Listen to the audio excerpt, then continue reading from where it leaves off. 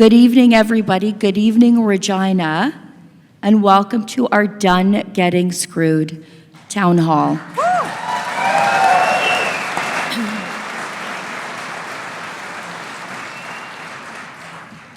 My name is Sheila Gunn Reid, and I'm the editor-in-chief at Rebel News, and I am a proud Albertan the same way many of you are proud Saskies. And I'm not just here tonight as someone who's been reporting on the dysfunction of this country, but also as someone who's lived it, someone who's had enough of it, and someone who's ready to talk about what comes next. But before we begin, I want to ask you with me to thank two very special people in the room tonight, Tamara Leach and Chris Barber. Stand up, guys.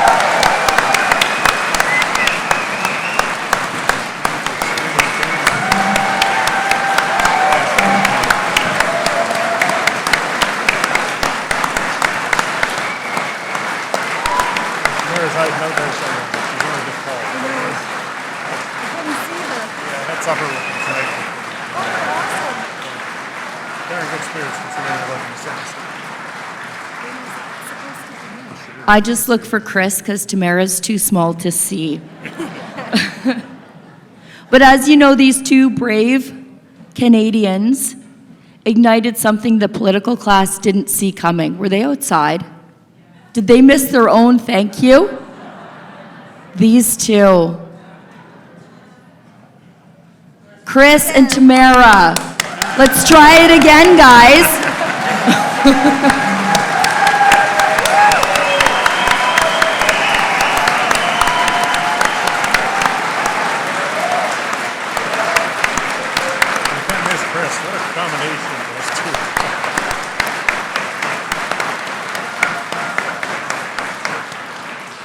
Just so you guys know, we had a dry run when you guys were outside. But as you know, these two brave Canadians ignited something the political class didn't see coming, because it came from us and not from the political class. It came from working people and from the West, from communities that never asked for much but got kicked in the teeth anyway. And if you need a visual reminder of that courage, Chris's big red truck, the one that rolled to Ottawa and became a symbol of freedom, it's parked outside.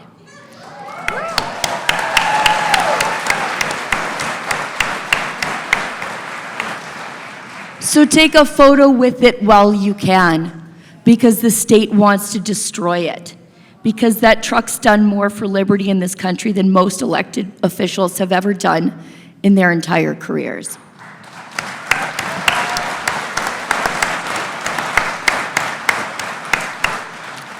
Now let's talk about while we're here, while I still can. We're here because something deep down in all of us knows this country isn't working for us anymore, and it hasn't worked in a very long time. Confederation was supposed to be a partnership, but we're living in a hostage situation now. We pull oil out of the ground and grain from the field and cattle from the range. We ship the wealth east while we get lectures, restrictions, and sneering CBC think pieces in return. Ottawa regulates us like an enemy and taxes us like a colony. And then when we speak up, what are we called? Traitors, extremists, dividers. Let me ask you, what's more divisive?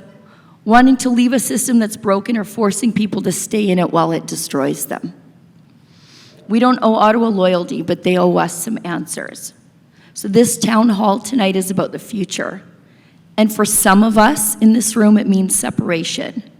Not because you hate Canada, but because Canada stopped including you.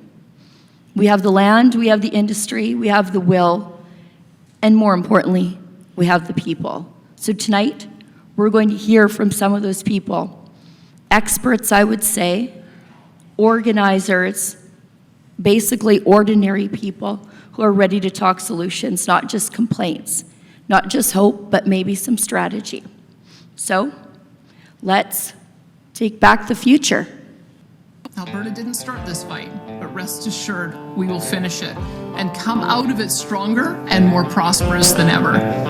I think such dramatic comments are unhelpful at a time when Canadians are coming together, and that is the sense in the West as well. It would really be a wonderful marriage because it's two places that get along very well. They like each other a lot. Separatist sentiments have been present in Canada for decades. British Columbians wanting BC to leave Canada has grown from 20 to 28% in a little over 1 year. This is a time to unite the country, not people saying, oh, I'm leaving the country, or I'm doing this, I'm doing that. You know, united we stand, divided we fall. Challenge, I think, for those of us in Western Canada, and I can't speak for Premier Smith, but what I can say for myself is we are, in British Columbia, we're just looking for a fair deal, looking for a per capita share, anything that Quebec or Ontario gets. We just want a per capita share for British Columbians. Well, if I may, as you know from real estate, there are some places that are never for sale. That's true. We're sitting in one right now, you know, Buckingham Palace, that you visited as well. That's true. And having met with the owners of Canada over the course of the campaign last several months, it's not for sale, won't be for sale ever. But never say never. Never say never. There are hundreds of thousands of Albertans that probably feel a lot like I do, that are deeply frustrated with the way our province has been mistreated and damaged by successive federal Liberal governments, and are not willing to tolerate the status quo any longer. For the people in Alberta who want to separate, do you have any tips for them on how to actually get the job done? Our success so far, it does not place me in a position to give them tips about what to do, but I could give them tips about what not to do. Not now. The first idea is to define oneself as a nation. Therefore, it requires a culture of their own. And I am not certain that oil and gas qualify to define a culture. But it's theirs to decide if they want to vindicate the right to self-determination. Would never interfere in that. It belongs to them. I would like us to be the first to do so. You know, that makes me mad. To say that Alberta or Saskatchewan are simply oil and gas would be like saying Quebec is only poutine. It shows a shallowness of understanding. I bet that he has probably been to Alberta and Saskatchewan maybe once each in his entire history. He just doesn't care to know anything about the West. Of course, oil and gas is part of the West's story, the same way as fish is part of Newfoundland's story. Absolutely it is. But that's not all it is. The pioneering spirit, the breaking the land for the first time, clearing the land, living in a house made of sod that you yourself cleared from the land, clearing the rocks, farming, and bringing life to the land. That's a culture too, the culture of self-reliance and of mutual reliance. That's a culture too, very different from a welfare state culture. No need for him to get chippy. I think what happened there is he realized that feelings of independence in Alberta and Saskatchewan and other parts of the West are probably more passionate and more likely to succeed than his own eternal project. I mean, seriously, how many decades in a row do you get to call yourself a revolutionary in the Bloc Québécois before people say, aren't you sort of a permanent fixture? Isn't this sort of a ruse where you play good cop, bad cop with Ottawa, and you make all scary sounds about separatism, and you get all sorts of concessions, but it was all with a nudge and a wink from Ottawa. I think that the reaction by that Bloc Québécois MP was a realization that he's sort of a phony. And when there are more Bloc MPs collecting MPs' pensions than there are in the actual House of Commons, I think that tells you something about the authenticity of their project. I'll get into that later. Let me pause for a second. I just had to say that when I saw that clip. As I said earlier, my name is Ezra Levant. I'm the founder of Rebel News. And Rebel News is a national news source. In fact, we're international. We sometimes tell stories from other countries in the world too. Our motto is telling the other side of the story. And that's what has inspired us to set up a series of town hall meetings. We had one in Edmonton, we had one in Calgary, we're here in Regina, we're going to have another one in Red Deer. And we have different goals, and let me tell you what some of them are. The first one is to report what the regime media, what the mainstream media, what the bailout media, what the legacy media, what the Mark Carney media will not report. To tell it like it is and let people make up their minds for themselves. To show what is actually happening and let our viewers be the judge, rather than have a Ottawa-generated narrative script emerging from the liberal war room or from the CBC. So in the looming debate over independence, Rebel News will report fairly and accurately on what is happening. And in that way, we're inspired by my first boss in journalism, Ted Byfield, who decades ago set up the Alberta Report and then the Western Report, and he became not just a great journalist, but a place to go to find the news that the big boys were not covering. News of, in that case, the growth of the Reform Party. Now, the Reform Party's motto was "The West wants in." I worked for Preston Manning for a couple of years, and I saw how hard he tried to reform the country from within. And although he tried valiantly, and I'm sure many people in this room helped him, in the end, I think it's not being cruel to say the project was a failure. In the short term, it helped grant 3 majority governments in a row to Jean Chrétien, and in the long term, all the problems that we talked about in the 80s and 90s and 2000s seem to still be here. And, you know, there was a respite when Stephen Harper was Prime Minister. He stopped abusing the West because he was from the West. But the moment he was replaced, Canada went back to its natural state of taking the wealth of the West, but giving, well, an abusiveness. In that Donald Trump clip, Trump has a funny way of talking about Canada and the West. He always says you'll be the cherished 51st state. That's a word he always uses, cherished. And it's sort of funny and it's sort of cheeky, but it makes me think, when was the last time Mark Carney or Jean Chrétien said to the West, "We cherish you"? I don't think I've ever heard it. And I wouldn't want the empty words. If I were to hear it, frankly, I wouldn't believe it. I'd say, "Don't tell me you love me, show me you love me." That's more valuable to me. But those clips, there's a little nugget of truth in all of them. So what will Rebel News do? We will report accurately and honestly what we see. And we will not bend the knee to any government paymasters. For one reason, we don't take any money from the government. And I'm pleased that my colleague, Cory Morgan from Western Standard, can say the same thing. The second thing we will do is we will platform people in the movement who do not get any airtime or coverage in the regime media. What do I mean by that? The CBC, the post-media newspapers, the radio stations, they have their favorites. They have their list of people they call all the time, and you're either in the club or you're not in it.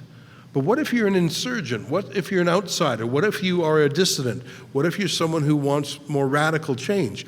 You're not going to be allowed onto their platform, even if you wind up being a genuine newsmaker. Preston Manning himself suffered from this. He was rarely covered in the early days, and if he was mocked. One of the things that Rebel News will do is to cover the people who are behind the story and let them have their say and let the viewers be the judge. And I guess that goes to the last point. They're all linked, but just to respect the movement, not immediately treat it with disrespect and hatred. And I see too much of that already. Even my old friend, the former Premier of Alberta, I hear the language that he used talking about the truckers in there when he talks about yahoos and fools and grifters.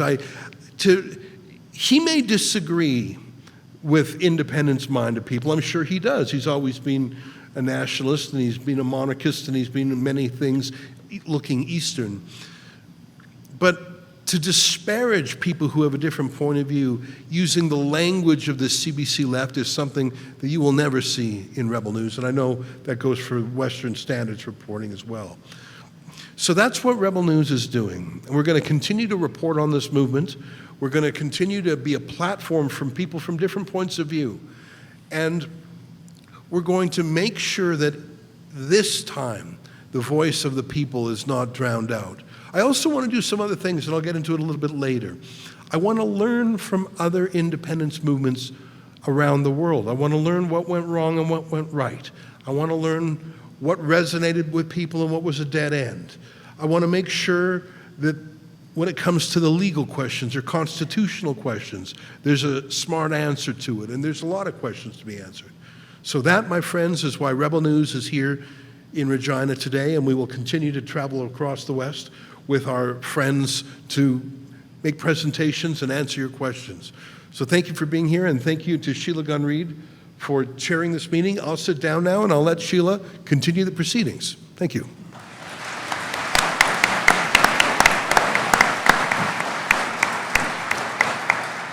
Great, thanks, boss.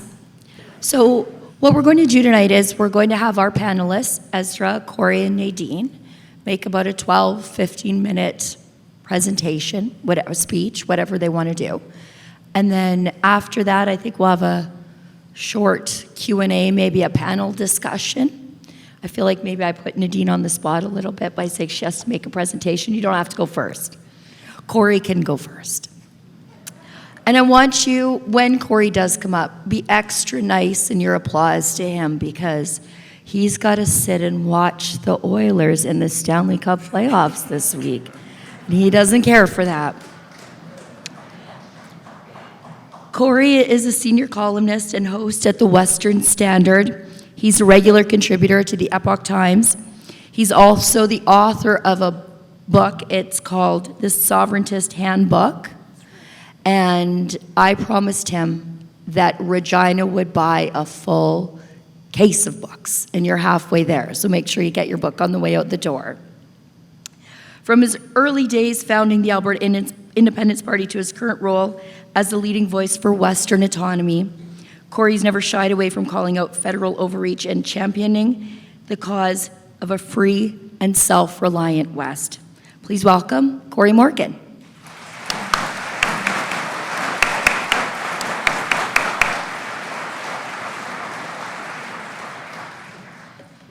What a turnout. Saskatchewan's showing us how it's done.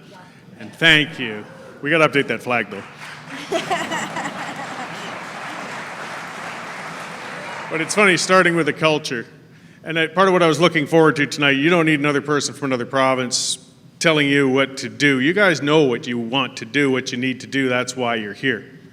But listening to Blanchette say there's no culture or unidentified one, that's only what people who've never left their own province could say.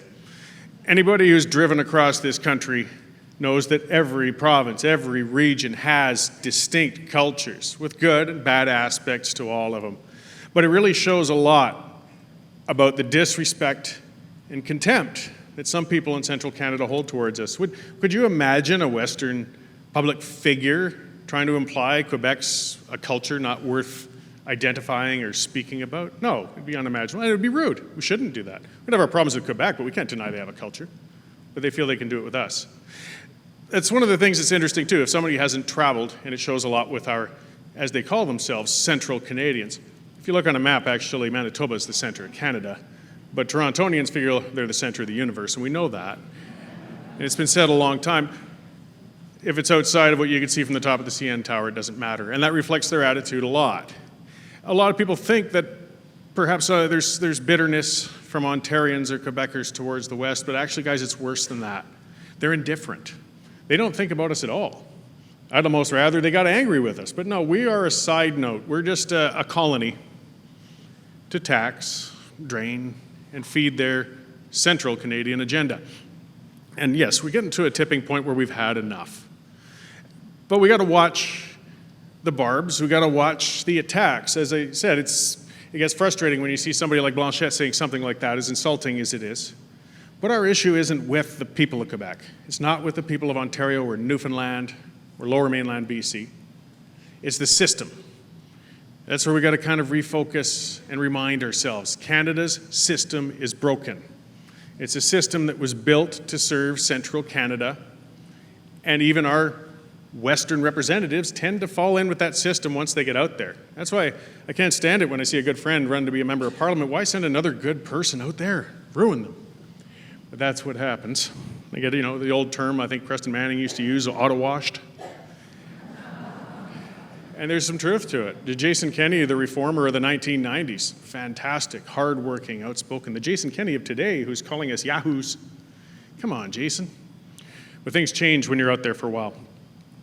But what we've got here tonight, and this is, again, magnificently packed room, are people who already know. That's why you're here tonight. You know the current path hasn't been working. It hasn't been serving us. We need to examine new ways. We need to look to get out. What I want to talk about more then is the how, because that's the harder part. We know where we want to go, but we got to figure out how we're going to get there. And that's where I'm not talking at you, but we can share experiences and resources with each other. Because speaking of cultures, if there's any culture that's the closest to Alberta, it's Saskatchewan. I mean, we're siblings in this whole agreement moving forward. And we're more powerful walking together than apart. But at that same time, if we're talking about independence, and if we're talking about following the pathway set in front of us with the Clarity Act and a referendum, that does mean each province has to hold their own. That only makes sense. Albertans shouldn't be voting on Saskatchewan's future any more than Torontonians should be voting on ours. But we have the same goals, we have the same path, we have the same mechanism, but we have the same struggles in getting there. And we really need to build that base to build that. So just after the election, I just on a whim did a YouTube video. It was kind of basically noting a part out of my book. And in saying, because Alberta used to have this terrible citizens initiative referendum legislation. You'd have to get 600,000 signatures on a paper petition in 90 days. We're talking full name, full address. It was impossible. It was not going to happen. That was the point of making it that way. So I put a video out that morning saying, this is the first thing Albertans have to do is fix this legislation. We've got to make it reasonable and achievable. And it was really actually that afternoon, Premier Smith, and I wish I could take credit for it, but I can't. She announced she's got Bill 54. They're going to change it so that the bar was now set to 10% of those who voted in the election rather than 20% of those eligible, which brought it down to 177,000. Realistically, you'll need 200,000. Very big task, but achievable. And now there's groups and people hard at work building the base so that they'll be able to do that when the time comes. Now in Saskatchewan, you're very much in the same position. And Nadine, I'm certain, will speak to that. And she's been working hard on getting that together. And what you've got is a legislation that allows for a non-binding plebiscite, which is just a poll. You might as well hold a poll. And the bar, again, is set based on those eligible to vote rather than those who came out to vote. So I hope and think, because Premier Scott Moe has been very outspoken for your province, and he's been doing a good job. He wasn't elected on an independence mandate. Either was Daniel Smith in Alberta. And that is why, because some people are saying they should come out fully in support of it. Well, hang on, that it was not what they were elected on. They'll stick to what they do. Just give us the mechanism. Put it in the hands of the citizens. We'll take it from there. You guys don't have to. And that's how Premier Smith did it. She hasn't said, and she's getting accused of it anyways, she hasn't said she supports Western independence. She's just said, I will respect the will of the Albertan voters in a referendum, and I'm giving them the ability to do it. That's what Premier Moe needs to do for you guys here. So that's where, in my view, the pressure you need to put on Premier Moe is just fix the legislation. You don't have to worry about getting him to come out and demand independence from Ottawa. Don't worry about that. You guys do that. But you got to get that tool in your hands. And then to do so, there's a lot of steps. We got a long ways to go. In Alberta, we've got the counterpart of Carla Back with Naheed Nenshi, former mayor of Calgary. Special man. He hates citizens' initiatives. His big crowning achievement as mayor of Calgary was to hold the Olympics there. He was going to spend billions to bring a vanity project of the Olympics to Calgary. And one thing I'll give credit to Rachel Notley, the only thing I think, at the NDP in Alberta, but she said, you know what? If the government's going to fund an Olympic bid, we're going to put it to the citizens of Calgary in a plebiscite. And the citizens told Nenshi to take his Olympic dreams and roll them up and stuff them up somewhere. So he hates referenda. He hates letting people have a choice. Yet, ironically, just this morning and recently, what he's been saying publicly, He's been calling on Smith saying, let's hold the referendum right now then. Let's do it right now. It's because he knows it would fail right now. I mean, whatever he is, he's not stupid. He's not principled, but he's not stupid. And he knows if the trigger is pulled on that thing right now, the organization isn't there, the support isn't there yet, and if it came in with 20%, 25% support in a referendum, you're not going to get another chance for 5 or 10 years. In Saskatchewan, as Nadine, again, will certainly attest, Carla Beck's been working more hard on just saying, we shouldn't even give you guys the means, the ability, the right to vote on it. Not countering the case or the argument for independence, they're just saying you aren't even allowed to vote on it. But they will evolve, I think, when it becomes real that there's going to be a vote here no matter what. And they'll move more along the lines of Naheed Nenshi and say, let's pull the trigger then and blow this thing up while we can. But they understand it's real. Something real is happening. Giving a bit of my background, I wrote the Sovereigntist Handbook. And the reason I did that, and I put it out a couple of years ago, I founded the Alberta Independence Party back in 2000 when I was 29 years old. I was a weird young man. And we made a lot of waves at that time and then blew up, much of it due to my own inexperience and leadership, and a lot of us, and just the nature of independence movements. We're a prickly bunch. But I learned a lot. And I worked a lot with the Wild Rose Party and other things throughout the years after that. So I thought, you know what? I want to get all those mistakes into one book, and so that people can read that and then find a whole bunch of new mistakes to make. Because there's never anything wrong with a mistake. Repeating mistakes, that's the problem. So I've shared that, and I'm sure there's more to be made, but eventually you're going to run out of mistakes and you're going to get the job done. And that's why we work with each other, we talk with each other, we organize. So what has to be done now, though? I mean, step by step, similar to Alberta. A lot of it's in the hands of Ottawa. Over time, as things get worse, as people realize the elbows up crowd hiding out there in Regina and Saskatoon, wow, even for them, nothing changed. Nothing got better. The dollar kept devaluing. Their pensions still look bleak. The cost of living is still terrible. We got to be there to capture that discontent and direct people towards something positive then. And that's the other part I spoke on recently. It's easy to campaign against something, especially when they give us so much to campaign against. But, and I forget the quote I used on a video the other day, but Ayn Rand put it out, but said, no movement has ever been successful working against something. You got to work towards something. So we've got to build that. We've got to build it ourselves. We've got to build it in our own networks. We've got to build it with our friends, families, coworkers, people at the bar, people at the hockey game, and talk positively. What is the day after independence going to look like? Why is it going to be better? And it can be.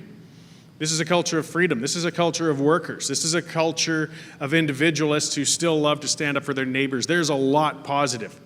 But it needs to be in a system that entrenches the ability, the freedoms to be able to do those things, the ability to fully take advantage of your resources so you can have the lifestyle and your children and grandchildren can look forward to that as well. Because this should be the richest place on the planet. And when you look at our GDP per capita, it's bloody embarrassing. But it's all there. It's there. We've got that, but we've got to get it together. We've got to organize. Petitioning is tough. And then when a referendum comes, you're on to a whole new campaign. It's never been done. We're in a new period of history for all of Western Canada. There's never been an independence referendum in Alberta or Saskatchewan, which I think is awesome, a great time to be living in, but it also means we don't know what the hell to do. As Ezra said, we should be looking at other movements too, see what worked for them, see what didn't. We're at the educational point of this. People are ready. This room is great, as I said, but there's a whole lot of work to do. We've got the environment, we've got the ability, we've got the future, but we've got to organize, get the means. We've got to figure out when the time comes, how are we going to get that tipping point of supporters? As I said, the opponents know it's not there yet. That's why they want to pull the trigger. And it's going to come fast. In Alberta, it might be early 2026. It's going to be a tough task to bring it over a clear majority into 50% by then. But once that clock's ticking, then you got to go for it. So one of the first steps is getting together at a place like this tonight, sharing with each other, learning from each other, organizing, finding that path, finding out what's not going to work. But of course, most importantly, finding out what's going to work. So a lot of what I'm looking forward tonight to as well is listening. In Alberta, I'm used to the rooms. I know what the local issues are, and I know they're very similar here, but I'm certain there's a lot of things happening out here that I haven't thought of. So I'm really looking forward to the Q&A aspect and hearing from you guys and talking to you after the formal bloviating from us is finished as well. So thank you for your time, and I'll let things move along, and looking forward to the Q&A.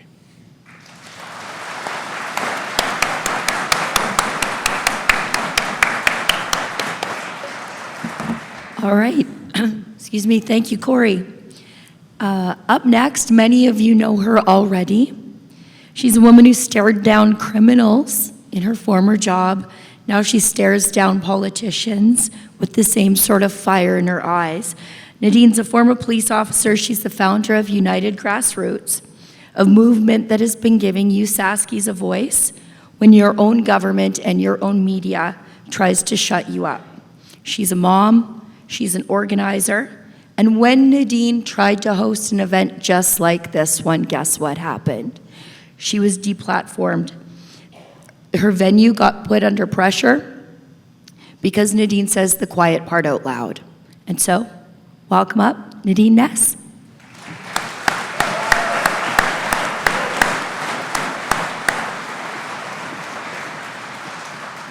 I always hate these things because I'm so short, and almost all of me is hidden. First, I want to say, if you haven't read Cory's book, I highly recommend you do. There's paper copies. I got the audio version. I was still listening to the last few chapters on the way here today.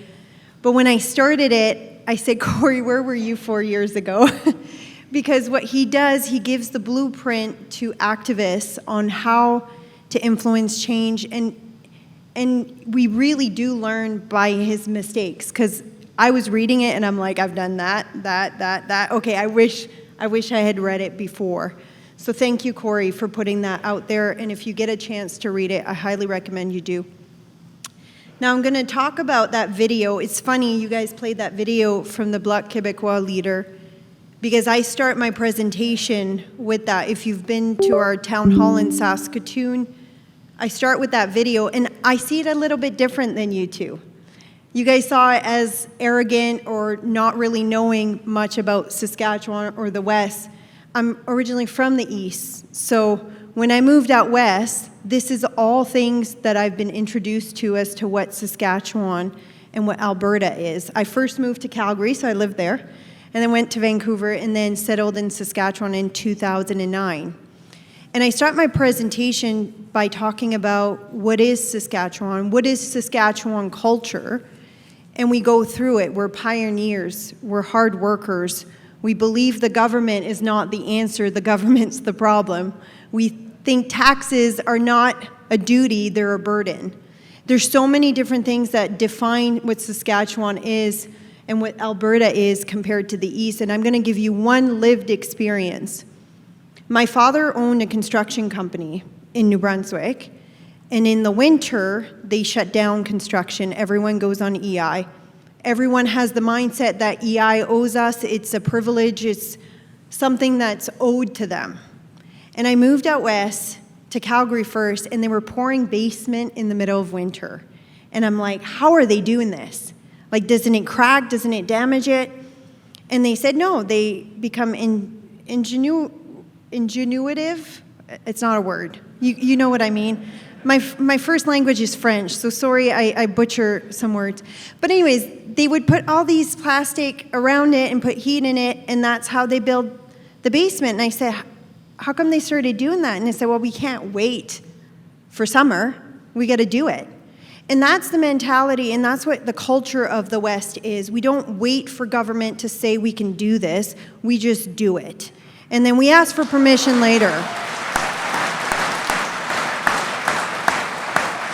Now, I would consider myself a Westerner now. I've got all these core beliefs that I didn't used to have. I used to be like a liberal. I voted for Trudeau his first time around, and I know you guys always boo. You have the right to boo. Boo. I've been working since to try to undo the mistakes that I've done, but I did vote for Trudeau in Saskatchewan, so it didn't really count. But I say this because I know how I used to think. So when you see me lead this movement, I don't just lead it for those of you who are fully aware of what's going on. I lead it for also waking up the people who are still asleep the way I used to be. Because if you're thinking your conversation needs to be met with the same conversation you're going to have with your friend that's fully aware of what's going on, we're not going to reach that 51% or 60%, as Cory said, is what we should aim in this movement for independence. Now, Saskatchewan's not as easy as Alberta. And I'm not telling you this to make you feel despair. I'm telling you this because the legislation is just not there. And Cory touched on it. We don't have a citizen-led referendum option. We have a plebiscite, which basically is non-binding. So it's essentially a poll. So we could do all this work to gather all the signatures, and in the end, they don't have to do anything about it. So that sounds very despairing. But there's actually a way that's even more effective, and I'm going to talk to you guys about that. If we want to get to a referendum, we need to influence the current government. If we want to do it in the next 2, 3, 4 years, we need to influence the current government. And I'm not saying other political parties gaining momentum might not have some influence. We've seen that happen in the past where the Buffalo Party was gaining momentum and Scott Moe did a whole bunch of town hall with Al Kirpin, and then they came out with a report called the White Paper. If you don't know what that is, it essentially gave a list of things Saskatchewan should do, like start its own police force, the pension, start its own pension, all good things that are steps in the right direction. Have I seen Scott Moe go ahead and push that forward? Not as much as I would like. So how do you influence change? Well, there's several ways. We can wait till the entire public is convinced and then maybe eventually vote for a new party, but that's going to take way more work than what I'm going to teach you today. Right now, there are elections that are happening in your constituency that are very key and very important, and that's with both the NDP and the Sask Party. I'm going to talk about the two parties that are currently in power. So this is basic democratic education 101. And this is the kind of stuff they probably don't want you to know. That's why the NDP's been trying to shut me down and shut our town halls down, because they're afraid I'm going to get Carla Beck kicked out, which is a possibility with about 200 of you. So how do we do that? In political parties, they're run almost like a private entity in a way. In the government's eyes, even though they're elected officials, they're kind of is a private entity, and they each have their own bylaws. So currently, Sask Party is holding election for Constituency Association Board. Each MLA has a board, and on that board, they're elected by an AGM, and they're all happening right now. If you go to the Sask Party website, you'll see AGM for constituency. So each MLA has a board. It consists of 5 people: the president, the vice president, treasurer, secretary, member something, and delegate. One delegate represents one vote in a group of all these other delegates, so you have 61. And I know this is dry information, but pay attention with me. The light will go on shortly. So let's say all these elections happen within the next 3 months, and you guys show up at this AGM. How many people do you think show up at these AGM to vote the board? 36. Less, about 10 to 15. Usually it's the family members of the MLAs and their closest friends.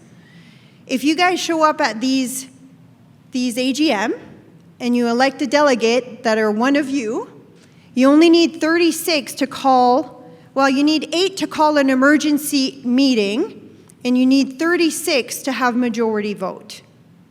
So basically, 36 times 10 or 15 could determine if Scott Moe is doing a good enough job as the leader of the party.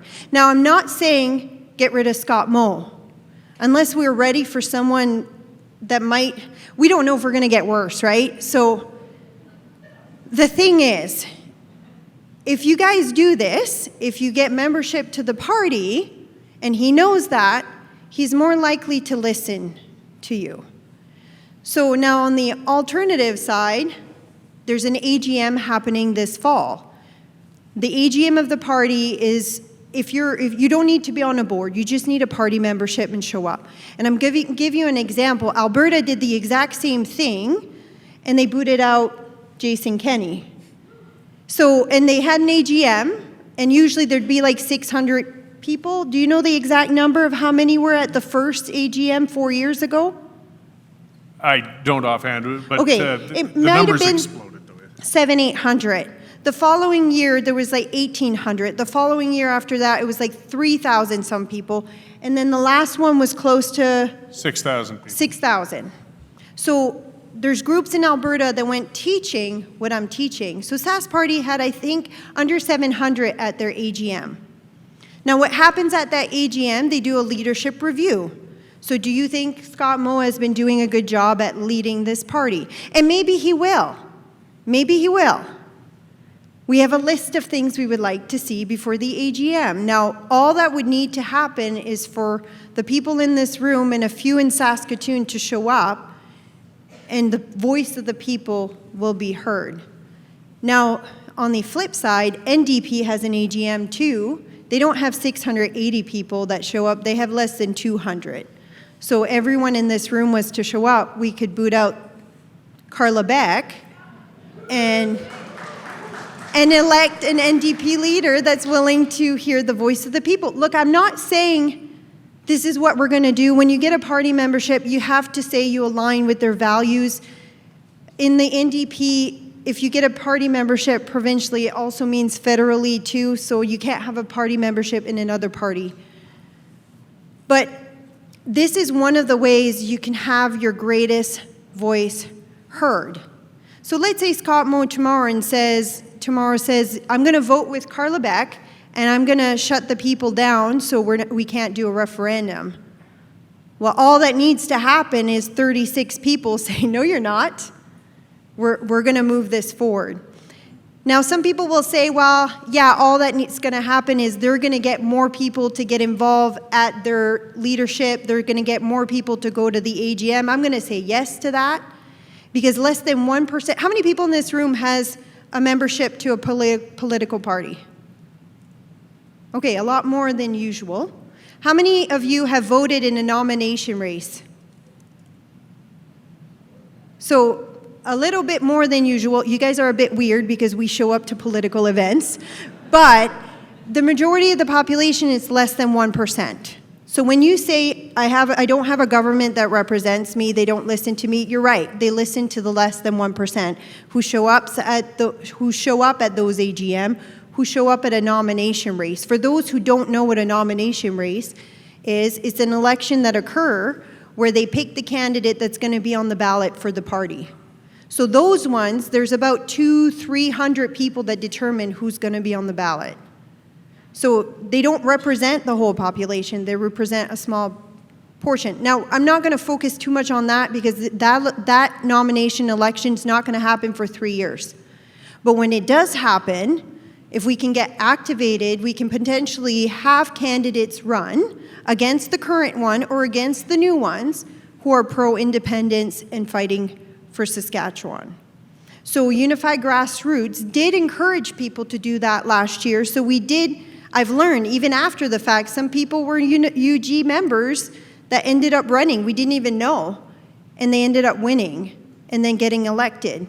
Now the media keeps trying to ask me who they are. I'm like, you could have some in the NDP. We don't really know. We just encourage people to get involved in all areas. So I say this, if you think signing a petition will be all you have to do, we will never get there. You guys need to show up in these meetings. You need to get a membership to a party. And I can tell you, Scott Moe didn't ask me to promote that to you guys. In fact, he probably doesn't want me to, because that holds him accountable to the people. I wish I had known what I know now when times were tough during COVID, because we would have made sure none of what happened had happened. I didn't know that. So, does that make sense to you guys? Do you guys see how easy it is? Who's willing to show up at an AGM and elect a new board? It's one meeting a year. That's all I'm asking you. You need to find the person willing to be the sacrificial lamb in your area. But you can also find people to do the whole board. And look, I'm not saying be an enemy to them. That's not what I'm saying. You need to be a support for these elected officials. A lot of them feel the same way as you do, but they just can't say it. So you need to help them with the communication too. I will be really critical of Scott Moe. They have really poor communication. Like they're very responsive to after things happen, but they're not proactive in their communication. But that's where you guys can help out. You can give them messaging, give them ideas, give them the answer that the people are asking. Now, we're going to let go of the political stuff, and I'm almost done. We are gathering the names of people who are willing to do something about this. We could put enough pressure to get Scott Moe to change the legislation for a citizen-led referendum, which I'm hoping we're going to be able to be successful in doing. We're going to be lobbying for that as an organization. Right now, it's not an option. But I can tell you, if Scott Moe listens to this and all the MLAs listen to this and they start seeing that people are showing up at their AGM that they've never seen before, if let's say after you guys leave tonight and there's 500 new political membership to the Sask party, they're going to start realizing what is happening. And what I'm teaching you is not illegal. This is how democracy works in Canada. The reason you think the government doesn't represent you is because they've purposely kept this from you. They don't want you to know this. They want their family and friends to know it, but not you. So we're going to try to gather everyone. So when a time comes for a petition, for a referendum, that we have all the people gathered already. Now, if you think UG is going to be the one doing all of the work, we won't. We won't succeed. We won't be able to do it. It needs to be something that each one of you goes home, has conversation with your family, with your friends, or maybe host a meeting. We actually released our town hall that we did in Saskatoon, which teaches all of this greater in depth. We released it publicly. This is kind of a funny story. Have you guys been paying attention to the mainstream media the last few weeks? Probably not. You probably like me. I have people send it to me. There's been like numerous press release about me, our organization, that I'm pushing for the 51st state. There's so many lies. But the good thing is people are talking about it, and the separatists in Saskatchewan are like, oh, there's an organization, so it's really great for growing. But they came to our town hall in Saskatoon and secretly recorded the meeting in hopes of releasing it, maybe twisting it, I don't know. But the cool thing is, because of all the cancellation that's been happening, we're going to record it and release it publicly. Since they're not going to let us gather in person, we're going to let you gather in your home. So we recorded it, and the funny thing is, the day of, literally an hour later, I said, I'm going to post this publicly. And then NDP does a big press release, like, oh, we've got this secret recording. Here you go, media. I'm like, oh, we already posted it publicly. Did you want the video? Because we've got the video too, not just the audio. But I say this, it needs to be an individual effort. It can't be a person-led or a movement or organization-led. It will not succeed. Because then all they need to do is take one down, which they'll try. They've been trying really hard. But if you guys have meetings in your home, they'll never know who showed up. They'll never know the numbers. They might show up at an event like this, try to take pictures, but they won't be able to show up in every single living room in your home. If you don't know how to do it or what to say, we've released the slides publicly. You can use ours or not. You can have a watch party. Do a game, have a drink every time Nadine says something. I don't know. Just make it fun. But that's the thing. I don't want you guys to look to us for every next step, because we won't succeed. When the referendum is called, we're going to need people willing to door knock. We're going to need people willing to do phone calls. We're going to need people to do get out the vote campaigns. If you don't know what that is, we're hoping to train you. We're hoping to have big events where we can train you on how to get people to vote, because it's going to need to be an individual effort. And that's a problem we have on the right. We're individualists. We don't really come together collectively to influence change. This is where we I got to get my old mindset, how I used to think, and try to teach you if we don't do it collectively, again, we won't get there. And I want to say, I support and love if any other organization steps up and starts doing the work. Like I said, I don't want you guys to look at us as the only answer. We need these little groups starting in every community, and we need different approach too. Like I said, my approach might not be a one-size-fits-all. We might be looking to focus on the middle ground people, but we need people on the more awake side to keep them engaged, keep them working towards a goal. So when I say this, I'm trying to encourage you guys to step up.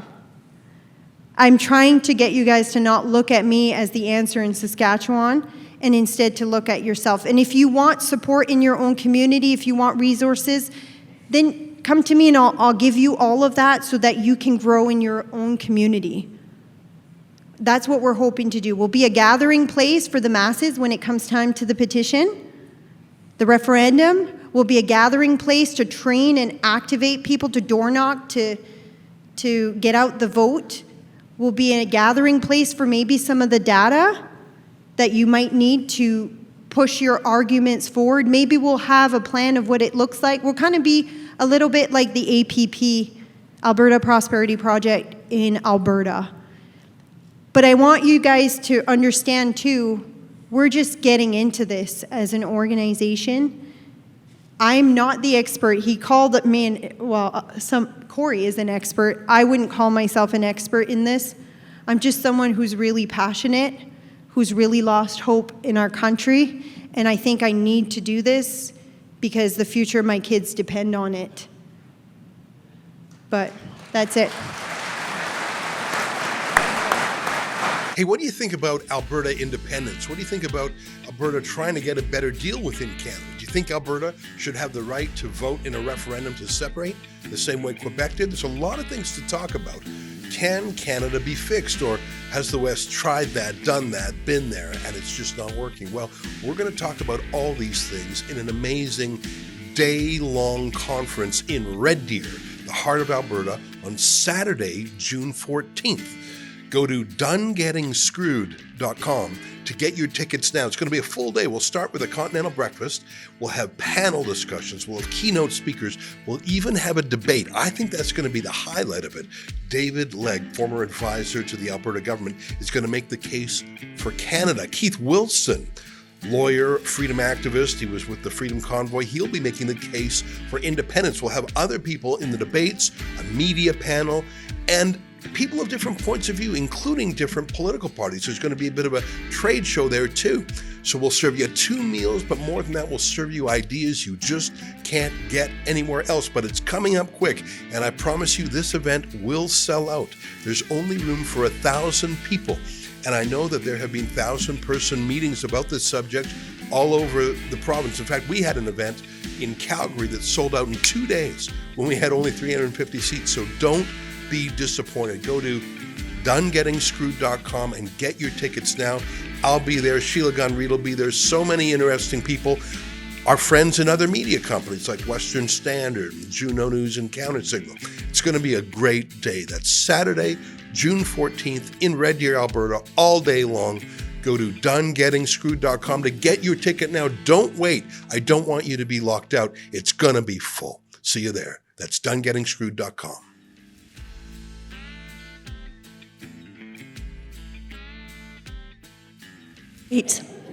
He's back again. You've already heard from him once tonight, but let's be honest, it's Ezra. So he doesn't stop talking till someone takes the mic away or pulls the fire alarm. He's my boss, so I'm not allowed to roast him too hard. But he could turn a 30-second intro into a documentary, a book, and probably a lawsuit. Anyway, welcome back up, Ezra. Thanks, Sheila. Thanks, Nadine and Cory. So it's going to happen, by the way. The referendum is going to happen in Alberta. Jason Kenney brought in legislation for direct democracy when he was the premier, but it was fake. The level of signatures that you had to get was so high, it was impossible. In fact, I remember first reading those bills and I thought, this is a trick. He thinks we're dumb. Like, for example, to get a constitutional referendum under Jason Kenney's rules, you had to get 20% of the total number of potential voters to sign within 90 days for the constitutional referendum. It's 587,000 signatures. It's impossible. Well, Danielle Smith took that law, which is already passed, and she's adjusting the numbers. So now you only have to get 177,000 signatures, and she's extended the time to 120 days. Can you get 177,000 signatures in Alberta in 120 days? Absolutely. And in fact, there's some groups that are sort of preparing for it by contacting people and signing them up and saying, all right, when we press go, we're going to come to you for this signature. So they're sort of artificially extending the amount of time they have. I think it's going to happen. And then the wording, I've seen the draft wording, it couldn't be more plain and simple, which is, do you want to end being a Canadian province and detach from Canada? It was very plain. There was no trickery involved. And the thing is, this is radical, definitely. Radical means to go to the root. There's nothing more radical. But it's not novel. Quebec has had a referendum twice. And the last time it came within 0.5% of succeeding. And so in a panic, both the federal government passed a law called the Clarity Act, and the Supreme Court of Canada reviewed the rules. And unlike in the United States, which fought a whole civil war over secession, in Canada it is not illegal to secede. It just isn't. In fact, the government has proceduralized it. They've told you how to do it. Simply have a clear result on a clear question. And then, I think de facto you would probably be independent right then. And there would be a negotiation period to haggle over some of the details. But my message to you is what was once unthinkable is going to happen in 2026. There will be a referendum. And I've seen poll after poll, and support for holding the referendum itself. I'm not saying for voting yes, but just support for holding the referendum is so high already, and there really hasn't been an official campaign. It's just the more people think about it, and I think the more people from Toronto, Ottawa, and Montreal disparage it.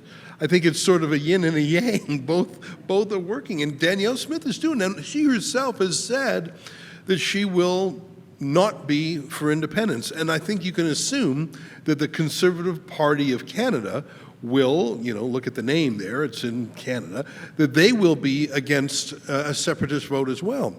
But that doesn't mean that there aren't hundreds of thousands of people in Alberta who can vote for the Pierre Poilievre Conservative Party of Canada, but also vote in the referendum in a different way. At the very least, to learn from Quebec, you could say it's a good cop, bad cop thing. Or put another way, when you beg and plead Mark Carney to let you sell your oil and gas, just like in another generation when farmers had to beg and plead for the right to sell their wheat without being put in jail. You need an or else at the end of it.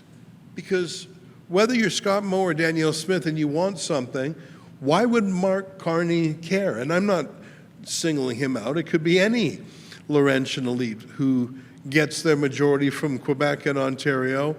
I mean, why would you care about? I mean, there's no one less likely to vote Liberal than a Saskatchewan farmer. Why would you care? If there's no or else there, it's just chit-chat. It's just punditry. So I think Danielle Smith is being very strategic by setting up two tracks. She's saying it's like when Argentina invaded the Falkland Islands. Margaret Thatcher launched an aircraft carrier and a little armada, and it was sailing to the Falkland Islands, and she was negotiating in the meantime. But the fact that those ships were sailing sort of put a time limit on the negotiations. She had 2 tracks going, and that was the or else, and the Argentinians needed to see the or else. Danielle Smith is doing that right now. She's talking and asking and negotiating and compromising and trying to get what she wants. And Scott Moe is doing similar things. But this referendum, which is coming next year, is the or else. And what happens if Alberta says yes?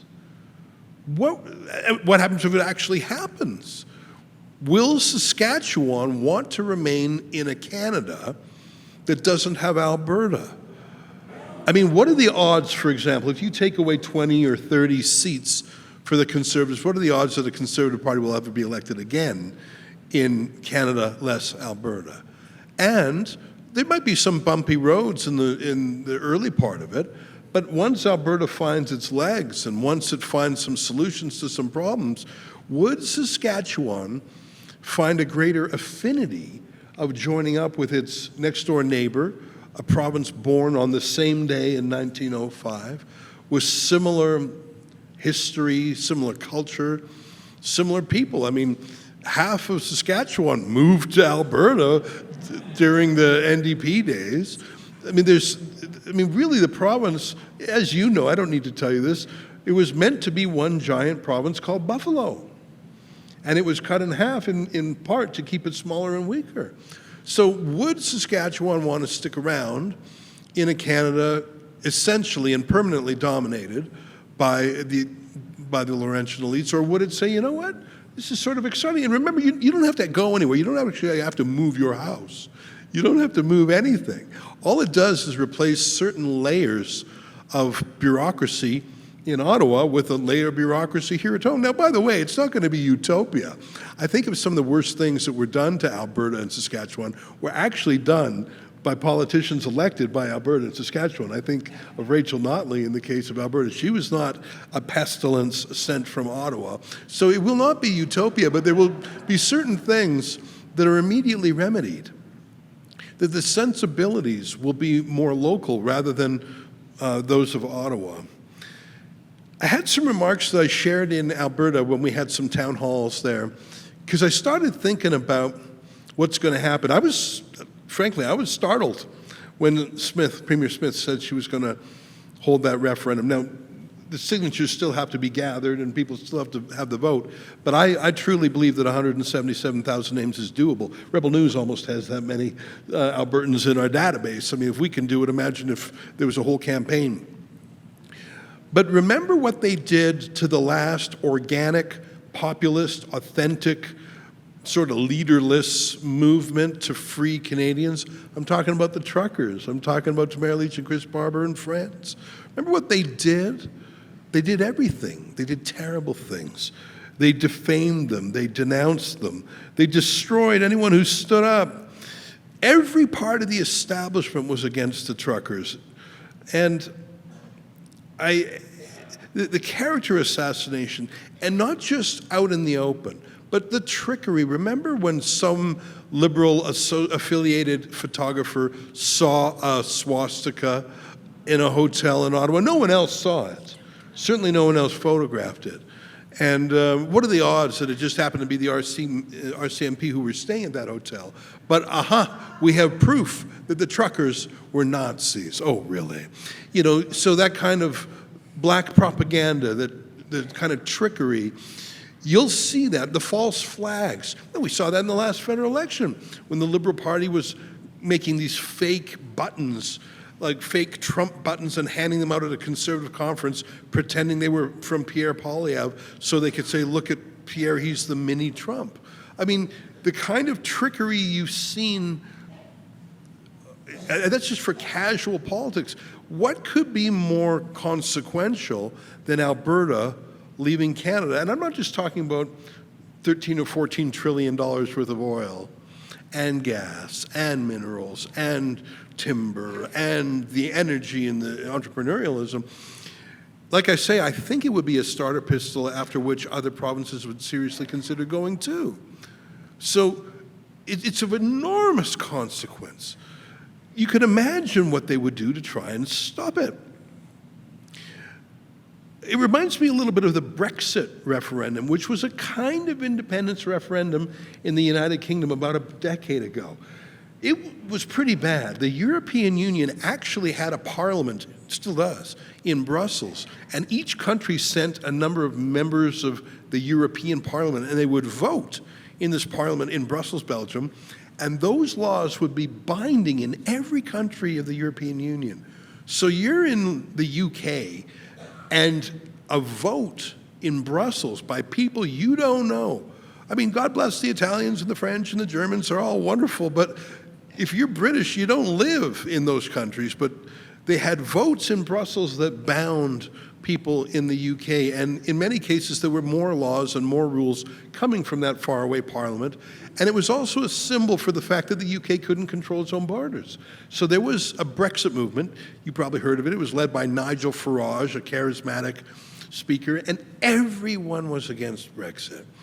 All the banks were, all the media were, all the parties, including the Conservative Party, which called the referendum thinking, we'll just call it, it'll lose, and we'll be done talking about this stupid thing. Oh my gosh. And they actually, I'm not making this up, I invite you to check it out for yourself. The establishment named their campaign. They gave their campaign, it was the Leave campaign and the Remain campaign. They gave the Remain campaign a name, Project Fear. And that's exactly what they did. How can we make this as scary and terrifying as possible? Obviously, they denounced everyone who was a Brexiteer as racist, etc. There were so many things to learn from Brexit, including that it's possible to win. I think you're going to see, in this Alberta referendum, you're going to see some trickery. I think you're going to see some people who come in from other provinces as sort of mercenaries. You might even see some people coming in from other provinces who take up residence or claim they do. I wouldn't be surprised if Trudeau brings in a few hundred thousand, Trudeau 2.0 brings in a few 100,000 foreign people. Decide, why not? I mean, again, is there anything more consequential? Not just losing the land and the people and the resources, but losing the psychological impossibility of breaking up Canada. And the taboo could be broken. I mean, remember what they did when Quebec came within 0.5% of leaving. In that case, they didn't come with the stick, they came with the honey, didn't they? They came with the bribes. And that's, I think, so telling. It is cool to be a Quebec separatist. If you're a Quebec separatist, you can rise to any heights in Quebec business. It's essential to be a professor. I'm talking about in French, in French Quebec. It will not hold you back in politics. In the arts and culture, if you're not a separatist, you're not truly Quebecois. And there's something to it, by the way. They do have their language, they do have a culture, and they do have the risk of being watered down to this little island of French in a sea of North America. I get it. I absolutely, totally get it.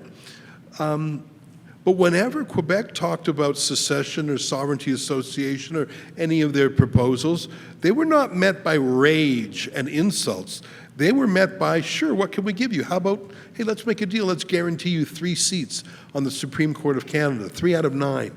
Quebec's population is less than 25%, but let's guarantee you 33% of the seats and require that the other 6 judges speak French.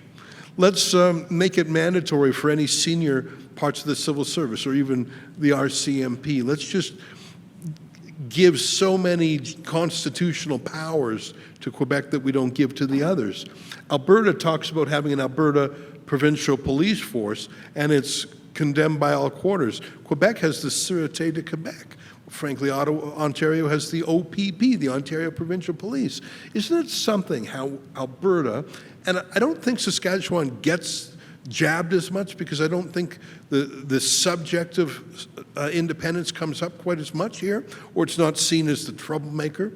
Alberta's sort of the bad kid in class who's leading the other kids astray.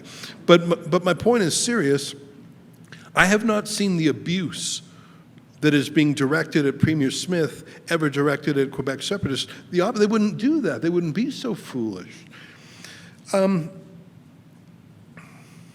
think you'll also see foreign meddling, too. And I don't really know what to make of it. I mean, ask yourself, what would OPEC want? Would OPEC, the Organization of Petroleum Exporting Countries, what would Venezuela, Nigeria, Saudi Arabia, Iraq, what would they want? Would they want Alberta and perhaps Saskatchewan to secede and become larger oil-producing regions? Danielle Smith has publicly said she'd like to double the production of the oil sands, and Donald Trump says he wants to revive the Keystone XL pipeline, which goes through Saskatchewan. There could be a lot more oil and gas in those two provinces. What do you think Saudi would want? Would they want more oil on the world market or less? I think OPEC and Russia would probably want less oil on the market. They would probably want Alberta and Saskatchewan to stay in a Mark Carney, Stephen Guilbeault Canada, don't you think?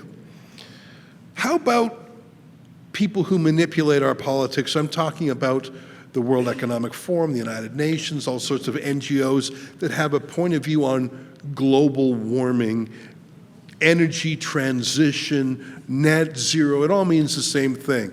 Leave the oil in the ground. And I can't believe that Canada, or Eastern Canada, just voted for Mark Carney, who was on the board of the World Economic Forum, and his chief job outside that was he chaired something called GFANZ, the Global Financial Alliance for Net Zero. For 10 years, all he's been talking about is keep the oil in the ground. Except for with Brookfield, the company he ran, which loved oil as long as it wasn't in Canada. So what would those Greenpeace-type political donors want, the Tides Foundation in San Francisco? Again, I think that they would be terrified of a new freedom-oriented, right-wing political entity called Alberta or Alberta and Saskatchewan or Western Canada, whatever it would be called. I think they would hate it. Just a guess on my part. What would China want? I don't know the answer to that one, but China certainly has a habit of interfering in Canadian elections, at least out east. They might want to do something here. What would the United States want? That's a terrifying question for me, because I never would have guessed that Donald Trump would have interfered in the Canadian elections in a way that helped put Mark Carney in office. And I still don't understand it. I don't understand how it is America first, how it's in America's interest to have a leader of a country who will weaken us, who will not truly strengthen our country's economy or our military. I just don't get why Donald Trump did what he did. But I actually think that Trump is the one who, with one word, could possibly derail this. But there are many options to becoming an independent country that do not involve joining the United States. I was recently on the hunt for Mark Carney's secret shell companies. I don't know if anyone here saw my videos. I went to the Isle of Man, and I went to Bermuda, a couple of tax havens where Mark Carney has set up fake shell companies to take advantage of tax laws there to hide money from the tax man. And I was trying to track down those shell companies. It was sort of fun. And I learned a tiny bit about the Isle of Man, which is this tiny little island, less than 100,000 people, but they have their own money. It's called the Isle of Man pound, the Manx pound. It's tied to the British pound, and the Bermudian dollar. It's sort of fun, but I guess what I'm saying is there are many ways that an independent jurisdiction can be. Yes, you can be the 51st state, or you could be part of a larger commonwealth, as the Isle of Man or Bermuda are. I mean, there's a lot, but that's part of the answers. Those are part of the list of questions that I think have to be answered. If you ask people if they want independence, I think some people love that idea. They love that word, especially when they're chafing up against Ottawa and Mark Carney and the regime media. But then you start getting into technical details. Okay, would you be independent? Would you be a monarchy? Would you be a republic? Would you be a U.S. state? What would happen to the CPP pension? What would happen to the military bases? What would happen to the debt? What dollar would you use? What passport would you use? What stamps would you use? would you still be part of the Canada-U.S. Free Trade Agreement? Like all of a sudden, oh my gosh, those are a lot of real questions, aren't they? And not, all of a sudden, now you have reasons for people to say, oh no, I'm scared of the alternative. There's a lot of unknowns. It's like on the old-timey maps where they said, here be dragons. I just don't know the answers. I know only bad things are there. When I was younger and I worked in Parliament for Preston Manning as his assistant, I met my counterparts at the Liberal Party and the Bloc Québécois, and I actually became friends with them, if you can believe it, friendships to this day. And my counterpart at the Bloc Québécois, his name was Eric Duhem, he showed me something that they did in Quebec, and let me tell you about it, and I managed to track it down online. Remember in Quebec, they had a provincial party called the Parti Québécois, and they actually formed government. And when they did so, they did a series of consultations, including with experts, to answer all the questions I just listed. Monetary, trade, and so they had scholars, professors, write papers, sort of essays, and they published it, and my friend gave me like this encyclopedia on how to separate that was produced using the resources of the provincial government. Like it wasn't just paid for by the party, and it had the authority and the imprimatur of the government of Quebec. And you could disagree with any particular answer. You could say, well, no, I think the monetary policy should be this, and the trade policy should be that, and I think we should deal with the debt in this way. Okay, fine. You can haggle over all those things. That's life. But the fact that the government started trying to answer those questions showed it was serious, let people think, oh, good, someone's looking into it. Some experts are looking into it.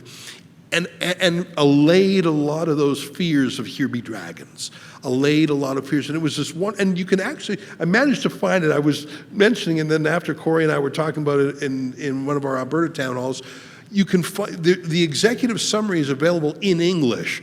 All the detailed submissions are in French, but there's sort of a one volume in English, and it's very well done. And I think that if things start to move down the road, it would behoove those who believe in independence to start answering those questions, because there are a lot of people, I think, in the West who are predisposed to a new way of doing things. But if they started to get into those details, which they would, what would happen to my mortgage? Would my bank still, I don't know. I'm just thinking of all sorts of questions. You could imagine there would be 1,000 questions. And I'm guessing 900 of those questions would have pretty easy answers, but someone has to answer them. And the province of Quebec did so, and I think that all these changes have only come about in the last few months because I think we're all astonished that Mark Carney and the Liberals won again when we had sort of lulled ourselves into believing that Pierre Poilievre would be the Prime Minister and this stuff would go away like it went away under Stephen Harper. It's not going away. And I'm afraid that with the help of the regime media, Mark Carney will have a full 4-year term. I'm really afraid of that. So there is work to do.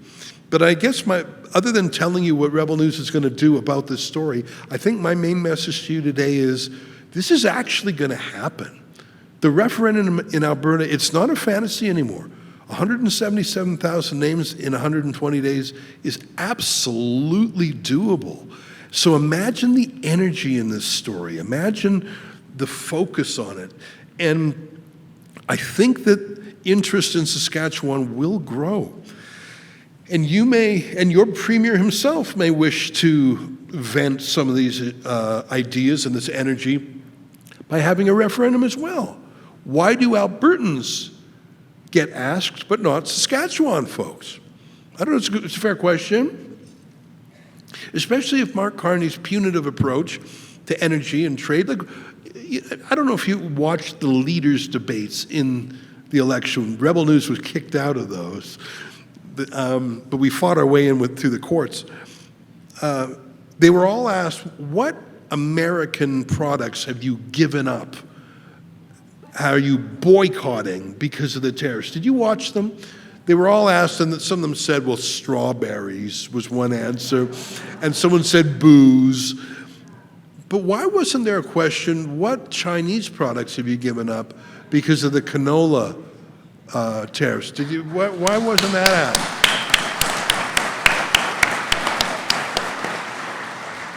because the hosts of the debate don't even know what canola is, don't care. They've heard of Saskatchewan but can't spell it. You know, it's just, they don't care because what's here or else. And this would be my message to Scott Moe, who I think is a pretty good egg. I don't know enough. I'm sure Nadine has has a deep knowledge here, and you all do too. But if Scott Moe is just another guy who can be ignored by the power centers, that's what's going to happen.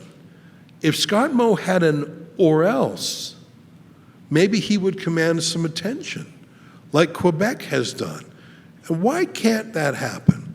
You know, Cory used a line, I don't know if he used it today, so I didn't catch it if you did. Let me say it again. If Saskatchewan was, did you say this? If Saskatchewan was already not in Canada. I didn't say today. In his book. Would you, if Saskatchewan was independent or not a province, would you join Canada now under the terms that you have now? So what is it? Is it inertia then? Is it, oh, well, it's hard? Is it, oh, there's no path? Oh, I don't know how? Or is it the Overton window? I've never thought about it. I didn't think it was possible. I never even contemplated it. It wasn't ever discussed. If Saskatchewan would not join Canada on the terms that it has now, then should Saskatchewan seek a different arrangement? And that's why there was a bit of a different reaction to Donald Trump's indecent proposal. Remember that movie in the 90s, Woody Harrelson and I think, who was it, Demi Moore, I think? And there was an old wealthy man who made an outrageous, indecent proposal to spend a night with a man's wife for $1 million. Outrageous, insulting, indecent proposal, but they contemplated it because they were so poor. Donald Trump made an indecent proposal. He said, he basically proposed to a married woman, didn't he? He said, hey, do you want to hang out with me? Ditch those guys and hang out with me. So if you're a happily married woman and someone proposes to you, that's an insult. It's a grave disrespect, actually. But what if you were just about to get divorced anyways? What if you were on the way out the door? No, I'm serious. And I think that's why that same pitch, join America and be a cherished. He probably used the same line when he was dating. I'll cherish you. Donald Trump's indecent proposal felt indecent to the Laurentian elite who said, what? No, we got it all wired here. We got it all set up just sweet. Alberta and Saskatchewan send the equalization east, and we tell them what to do, and it's just set up. What are you talking? Why would we change everything? It's just perfect the way it is. And we don't want to spend on the military because you Americans will do that for us. And yeah, we're going to stick with our dairy quotas because it protects the Quebec dairy and whatever. Oh, I mean, it was indecent to the ears of the Laurentian elites. But if you looked at the polls, that proposal found the most purchase in the West, and especially with young men who just can't get ahead in Canada right now. So these are some of the ways to think about a possible independence. And I was looking at Brexit, and I was looking at some other independence movements. And the slogans of them, I think, were interesting. One thing I learned from Cory, I was watching your YouTube the other day, is don't call it separatist, call it independence. It's a positive word. And I looked at the slogan for the Parti Québécois, the Yes campaign in 1995. You know what their slogan was? Yes, and it becomes possible. Yes, and it becomes possible, which was inspiring and hopeful, and it's sort of whatever it is that you want to do, you'll be able to do that in an independent Quebec. And they came within 0.5% of winning it. Anyways, I think that Saskatchewan's in a very interesting position. You will not be the tip of the spear. That's Alberta. The Premier has already said that election is coming. But I think that you'll have a ringside seat now, won't you? And I don't think there's a soul in this room who doesn't have friends and family in Alberta. And I'm sure you go to Alberta quite often anyways in the course of your life. What happens to Alberta, it's like twins. Alberta and Saskatchewan were born on the same day. They are twins. Not quite identical twins, but fraternal twins. And I think if Alberta musters the signatures for a campaign, I think it behooves Saskatchewan to have a good think on the subject too. And would this or would this not be a propitious time for your great province to ask in a friendly and neighborly way if Canada would be willing to readjust some of the terms of the marriage to make it more copacetic? And of course the answer is going to be no.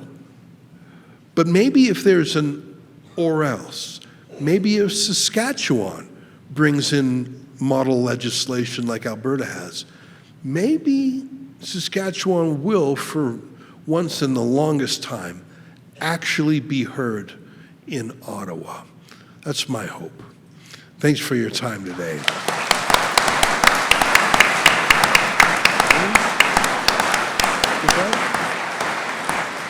I want to ask you for a favor.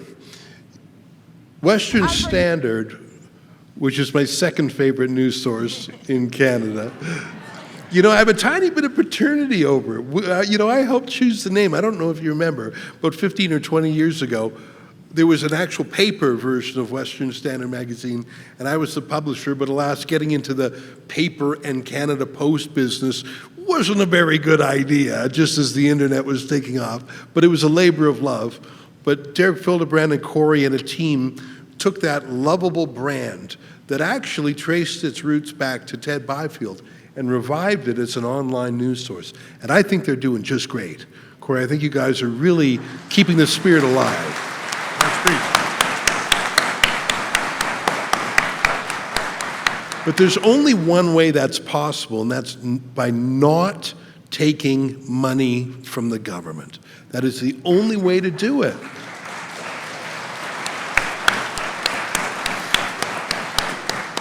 I can count on one hand's fingers the number of media companies that do not take money from the government. In fact, we once did an access to information request asking what media companies take government subsidies. There were, you might not believe what I'm about to say, but I tell you it's true. There were 1,500 media companies, not just news, 1,500 media companies? I didn't think there's even 1,500 media companies in the whole country. But I think it included like the Costco magazine, and like anyone who printed anything said, we'll take some cash. And Trudeau said, sure. Page after page after page. And there's a lot of problems with that.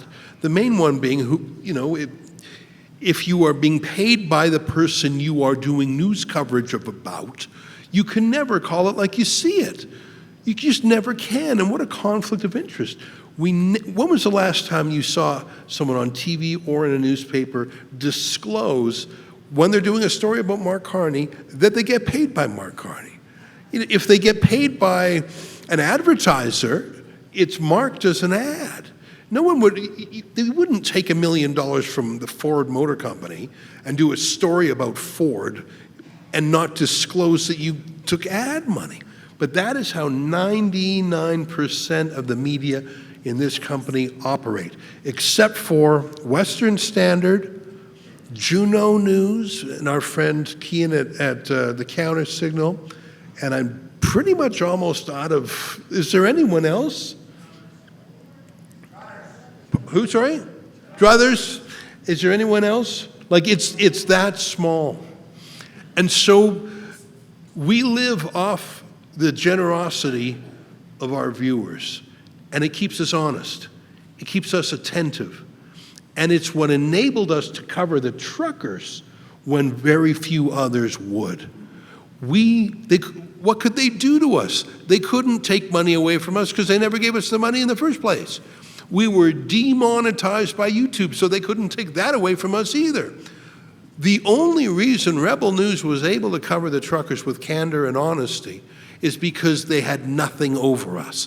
And that, in my view, is true journalism. And they call us citizen journalists, and they call us not real journalists, and they call us fake journalists. We're realer than they are because we're not on the dole. But thank you very much.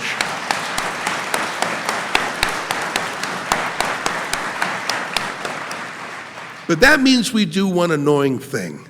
And that is, we send you emails asking for help, and when we have 500 friends in a room, I can't help myself. I learned it from Preston Manning. He used KFC chicken buckets. I asked my friends, I said, Sheila and friends, can you scoot around and can we ask people, you've already paid to be here, so you do not owe me any money, and I thank you for being here, but if you feel like Rebel News and other independent journalists are worth your support, please chip in. My friend Lyndon's down on that end, Sheila's down on this end. And, while we're watching the video, my friends will go around. And again, you've already given, so no pressure. But if you like what we're doing, please chip in. And we've got 33 people on staff. We've got to pay for them. Thanks, my friends. My fellow Albertans, today I wish to speak to you about the future of Alberta and Canada. Albertans have always been loyal, proud, and generous Canadians. We love Canada. We have fought wars and died defending Canada. I think there are a lot of reluctant separatists, people who really, they love Canada, they love this country, they just don't feel appreciated by it. I'm a Canadian, but I want my daughters to have a future. I barely bought a home. They won't. Question that's being asked on the referendum is whether or not Alberta is going to become independent, a sovereign country. I think that we're pretty happy to be Canadians and wouldn't want to give that up. Premier that is fifth warned of a national united crisis if Alberta concerns are not being addressed. Are you going to take our demand seriously, Mr. Carney? I think under the existing conditions that we live with the government that's appointed to us, I think everybody's considering their options and what we have and where we're going for sure. I think let's just pray that we separate. You seem reluctant. You seem reluctant about it. Because I want my grandkids to grow up in Canada. So it's going to tear me up. Right now, we're seeing sentiments and concerns out here that have never been at this level in British Columbia. Right now, a poll was taken in early January. Slightly over 30% of the population now is talking about the idea of separating. This is historic, for sure. A large and growing number of Albertans that have lost hope in Alberta having a free and prosperous future as a part of Canada. Many of these Albertans are organizing petitions to trigger a citizen-initiated referendum, as I mentioned earlier. The vast majority of these individuals are not fringe voices to be marginalized or vilified. They are loyal Albertans. They are quite literally our friends and neighbors who've just had enough of having their livelihoods and prosperity attacked by a hostile federal government. They're frustrated, and they have every reason to be. Nobody wants it. I don't know, she's trying to force feed it down our throat, I think. How the Liberal Party will reach to bring together the West and the East together, because there is a growing separatist movement right now. So do you know how the Liberal Party will achieve that, to bring all people together, unite? Myself personally, I work in the oil and gas industry, and I want to see pipelines passed. I want to see new plants going up. My thing is, if none of this happens, I am voting for separating. Separation might lead to a lot of downfall, a lot of things people aren't ready for yet. It's a good idea, but look like very challenging. Well, I think that's just the foundation of democracy. And I mean, what I challenge all of these people that say, oh, how can you talk about leaving Canada? This is nonsense. Your fellow Albertans aren't going to come along with you, et cetera, et cetera. Well, we're at 40% in the polls now without taking the time to fully educate our fellow Albertans. Or, we're taking the time, but without our fellow Albertans fully internalizing the benefits of Alberta independence. I mean, the day Alberta becomes independent, we become the country in the world with the highest GDP per capita. Think about the referendum changes that are coming here in Alberta. Do you think that's a good thing? Well, I think it's unfortunate that they had to be put in that position. However, I understand if they would want to do it. It's quite disappointing how the election went, and it's quite troubling. So I support it if that's what the people are going to vote for. I want to be an independent country on our own. How many of you want to be independent? How many people want to join the States? I think we start the process of becoming our own country, or 51st state. I don't know. I'm not a fan of it. I think that we're definitely more unified as a country, working together. I do think there are some issues that do need to be addressed. I think that resources could be more equally shared. Their response to Quebec separatists in the moment was, please don't go, we'll accommodate you. We'll give you distinct society status, we'll give you guaranteed seats on the Supreme Court, we'll give you special constitutional rights, we'll give you so much spending. Please, please, please don't leave. We love you, baby, come back. And when they almost left, the love didn't stop. Billions more flowed. That was how Quebec separatists were treated. How do you think Alberta separatists will be treated? With disdain. We have no choice but to separate. Yep. Or we will starve to death.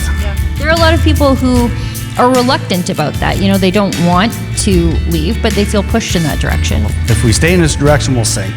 If this ship is sinking, and if we stay on it, we'll sink too. I don't think it's actually going to take off, but Canada should stick together. Alberta will just end up a state otherwise. So I am very proud to announce that we have an official referendum question for the referendum petition campaign that we would like to introduce today. So gentlemen, if you could excuse me for a minute, and I'll try to do this without pulling down the sideboard. That is the question that will be on the ballot for the Alberta referendum. It states quite simply, do you agree that the province of Alberta shall become a sovereign country and cease to be a province of Canada, yes or no? Canada is stronger when we work together. As an Albertan, I firmly believe that. You can always ask a question, but I know what I would respond clearly. Well, thanks very much to everybody who chipped in to help us crowdfund our Operations Rebel News turned 10 years old this year, and we've never taken money from the government.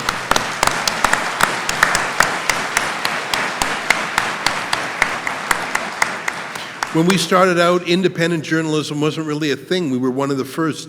Now it's a delight to have others like Cory Morgan and the others I've described. I used to have a sort of inferiority complex towards the regime media because I came from there. I worked at Sun News Network when we were on real TV. And then when we moved to YouTube and the internet, I thought, well, I know what I'm doing isn't really real.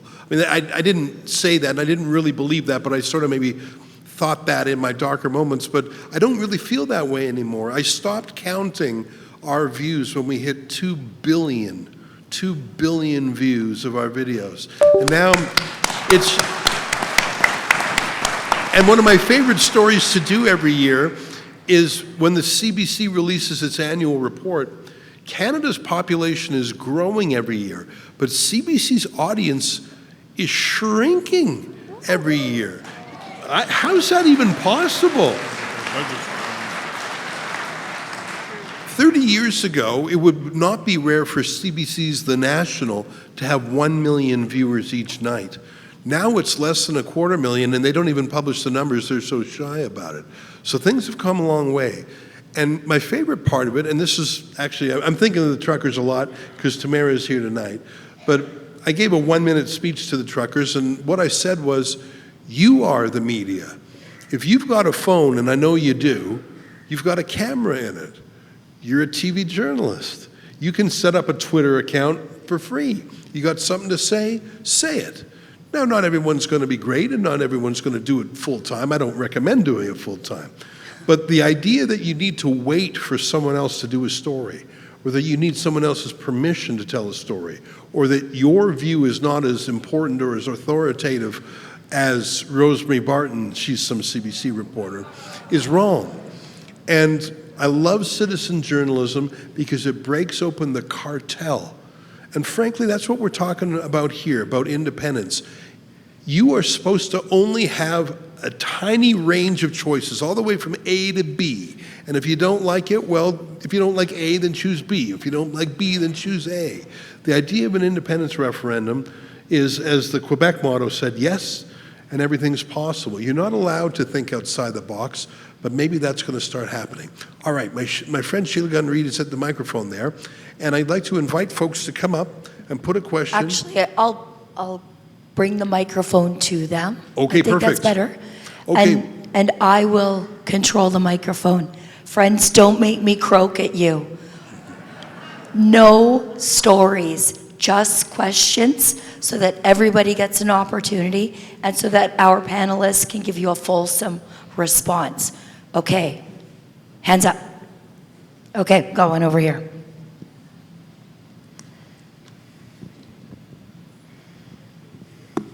Thank you. Very glad to be here. This is the first town hall I've attended of anything. Wow. Hard to direct this as a question. Out here, I see that there are a number of First Nations people. The old chiefs, 20 years older than me, they say, don't call us First Nations, we're Indians. So my Indian buddies say, call us Indians, and thank you for letting us know about you. Hey, hey. How many people are military? How many people are military? If you can, stand up. If you can't, just put your hand up.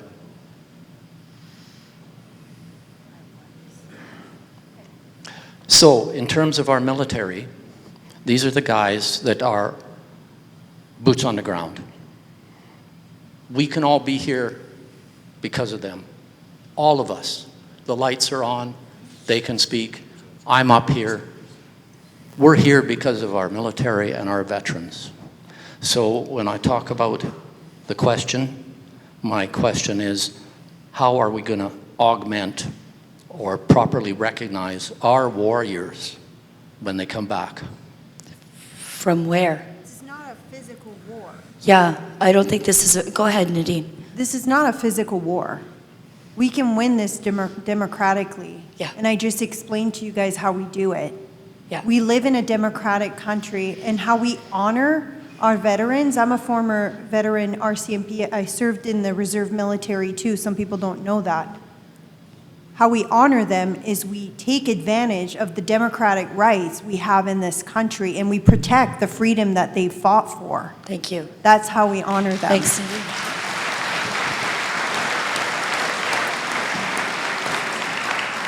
I'm going to ask a quick question.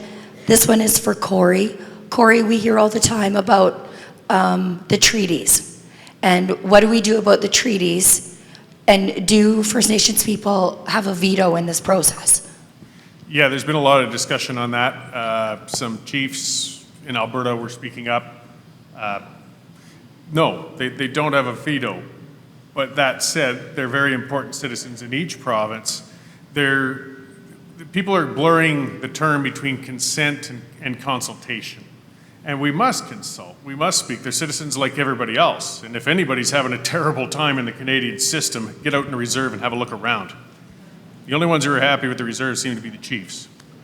But either way, there's not a veto, but I think we certainly have an obligation to try and involve our Indigenous citizens as much as everybody else and get them voting for or against, but participating in the process. But as Ezra was saying too, they're going to throw everything at us.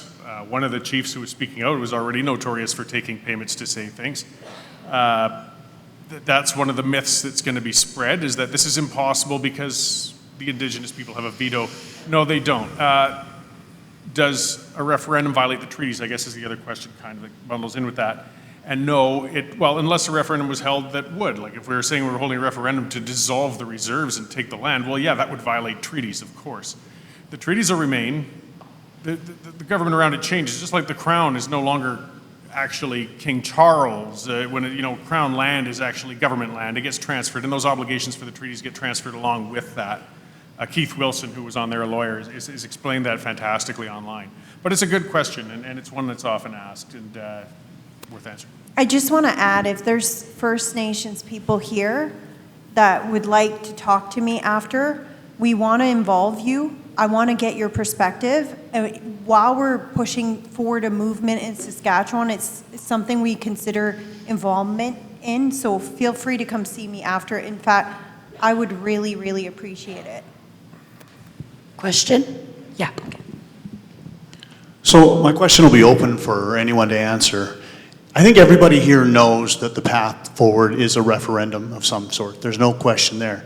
And the way to get that referendum is to have our government enact legislation that allows it to become binding as opposed to non-binding. We all got that. Nadine's plan, which is to work from within the existing parties in power and take over those seats, is good. But I'm going to ask you, is there an or else? Because if we're not successful at convincing the Sask Party and the NDP to get to a binding position like Alberta did, what's our or else? Because we know we have to get there. How do we do it? I think your or else is, or else you end up in a Canada that doesn't have Alberta as your backstop anymore. Do you want it, like Ezra's, right? Can I'll answer. Okay, so if you're thinking of another party, then we need to convince the majority of the population that that party is the answer. With what I've explained tonight, you only need a small percentage. The people in this room can do it. Could we not do it without any political parties? No, because that's a violent option and that's not what we're going to support. I think Cory has a different viewpoint. Oh, that's okay. Well, just something a little more on the pragmatic end of it too, though. I mean, to quote the late Ralph Klein, he would always look for the parade and get in front of it. A lot of politicians are natural pragmatists and they want to stay in power. And if they see that the groundswell is there, they see that's where the parade's going, they see that where that's the support is, they're not going to get in your way. They're going to start marching in front of you. But it starts with this room and building that, and you can rest assured they're watching, they're listening. They got good jobs, they want to keep them. So that's one of the ways, I mean, the parties are there, they're part of the system, but at the same time, there's ways and ways to influence them, and if the wave is coming, they'll follow. Cory, you said you started your journey when you were 19 years old. Looking around the room here, while I appreciate all the silver foxes that have showed up for this meeting, it's really, really important that we come up with a strategy to get the youth involved in this. Quite frankly, I could be dead by the time 4 or 5 years rolls around to see a new Saskatchewan. It's the kids' future. We're all doing this for our kids, for our grandkids, but our kids and our grandkids are not here. They're not involved. And I really think it's important to somehow get a strategy for the kids to get involved. Our government's totally abandoned our kids during COVID, and now they're surprised that the kids are abandoning them. It's not a surprise to me. I'll give you a quick answer. Maybe the panelists have an answer too. I have kids the age you're talking about. They don't come to political events in Regina on a Monday night. They're doing kid things. So I would argue that kids are overwhelmingly conservative these days. They're actually more likely to vote conservative than boomers are, the young people. But they don't come to this stuff. It doesn't mean they're not involved. They are just involved in different ways. We have to go to them. Like in your home, we have to go to them and teach them how they can teach their friends. They're not going to come here. I have a 15-year-old. She told me this week, Mom, I'm never going to have a home, so there's no point in me trying really hard to get a job. I was trying to motivate her to get in the trades or something. I've never seen a 15-year-old with so little hope. So if we're going to reach them, we need to basically give them hope. And that's going to be every single one of us. It's not going to be a movement. Make it fun, make it cool. There's a young person here because there's one girl that lifted her hand. You should start a TikTok account because all kids are on TikTok. You need to make viral videos that make independence cool. And if you have parents, like get your kids to do that. That's how you're going to reach them. It's not going to be bringing them here. Okay. My understanding is that when Montenegro separated from Serbia, they needed 55%. Have any of the people on the panel looked at that, what happened there? I haven't looked closely at that one. I have looked at the Velvet Revolution in Slovakia and the Czech Republic, which was a peaceful parting of ways that led, that's more contemporary. Likewise, people forget that Sweden and Norway were one country and they split into two through a referendum as well, though I don't remember offhand what the vote numbers were on that. But there are, absolutely, it's going to be important, and Ezra kind of mentioned that too, to look at the other movements and see the precedents and what happened. If we're talking about the questions on 50% plus one, or what a clear majority means, because that is an ambiguous term, I feel we've got to get comfortably past 55 to try and avoid being mired in courts for the rest of our natural lives. It has to be a landslide, or they'll question, Ottawa will come down on it. I'm going to disagree with that. I don't think it needs to be a landslide at all. No? Okay. The moral authority of a majority would be indisputable. In fact, to resist a majority would come across immediately as punitive. And I think that, of course there would be people who said that. But at the end of the day, what it comes down to is the real politic of it. Would another country acknowledge the sovereignty of Alberta? And that may be the long game for Donald Trump. Because if by installing Mark Carney, he sets into motion a domino effect that leads to the exit of Alberta, and if the new Alberta is no longer hamstrung about selling oil to America, maybe that is a plan he didn't even know he had. But if another country were to acknowledge the independence, that would be the end of it. I really think so. And what are they going to do? Send in a military force? They tried to delay Brexit by years and undermine it, but I think that only made people more resolved. I don't know. I like the idea of having the or else. I'm going to use one more personal, romantic metaphor because I do think it works. Because I think a country is more than just dollars or cents, and that's something that I think Trudeau and Carney don't realize. Canada is more than just a hotel room. We're more than just an address. And they've cheapened the meaning of citizenship by giving it away promiscuously to anyone. And they've worked very hard to destroy our culture and our history, even stripping Sir John A. Macdonald off the $10 bill, stripping images out of the passports. Like they've done everything to, like as Mao Zedong would do, to zero out all our history, to make us forget who we are. So on the one hand, you can't tell young people that Canada is meaningless and genocidal and then be shocked when they're interested in an indecent proposal from Donald Trump to go join up with them. But I think that I think young people would be more interested than older people for that reason. And I think that, sorry, I forgot where I was going with that first point. Or else. Or else. You know what, I was thinking about my romantic analogies. Would you permit me just one more moment on that? Because a romantic union is more than just an economic union. There's history and there's shared values and there's love. And I bet every person in this room here has those romantic views about Canada in some place. And I bet that everyone in this room would be a reluctant independentist, that you would be driven to it by the bad behavior of your mates. I think so. Like, I don't think anyone here hates Canada.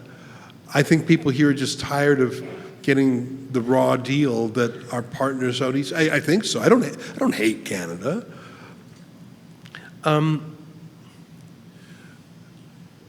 I think that when you don't have an or else, it's like being in a relationship and your partner thinks, oh, you got nowhere else to go. No one else is interested in you. But if a stranger catcalls you and says, hey, and shows some interest in you, that changes the power balance, I would think.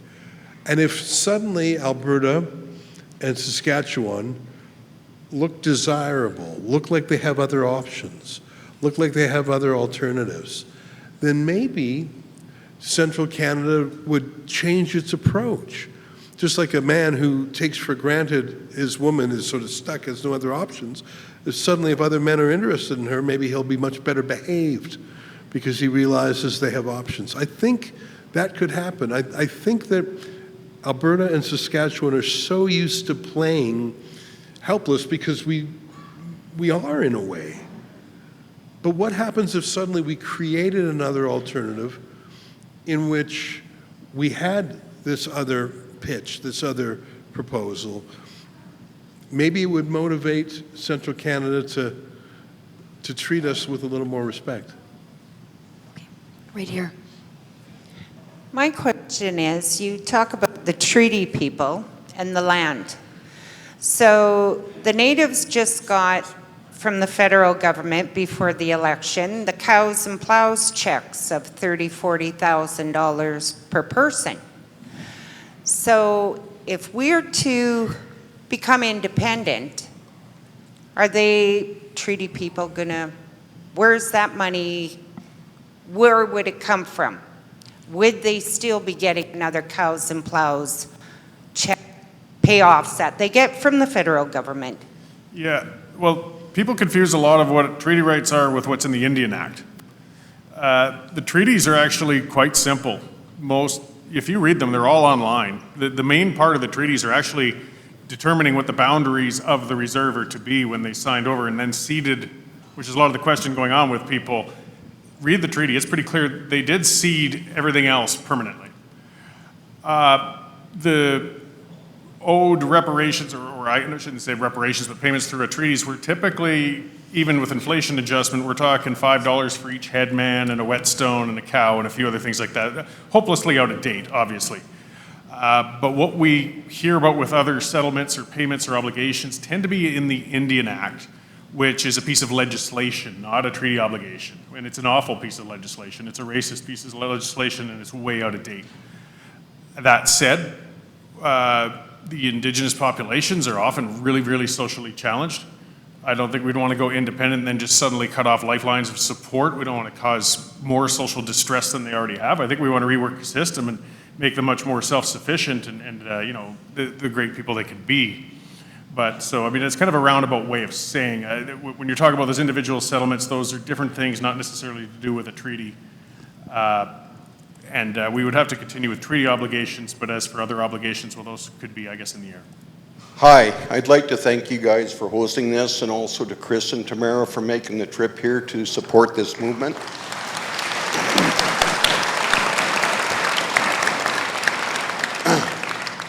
A couple of concerns that I have with this independence movement, and I'm fully in support of having a strong, serious look at it. Where do we get our leadership? I mean, even in Alberta, we've got 3 or 4 different parties moving in different directions, whether it's sovereignty, independence, whether we become the 51st state. I see no problem with Alberta getting a referendum passed, but where I have a concern is once it comes to an actual vote, you're going to see that vote split in a lot of different ways because people are going to want to be sovereign, independent. Others aren't going to want to be the 51st state. So there's got to be a unifying approach to this. My other question that I have is provincially for Saskatchewan. We talk about maybe Premier Mo isn't the guy that we need. Possibly some other party comes in, is going to maybe be more favorable to independence.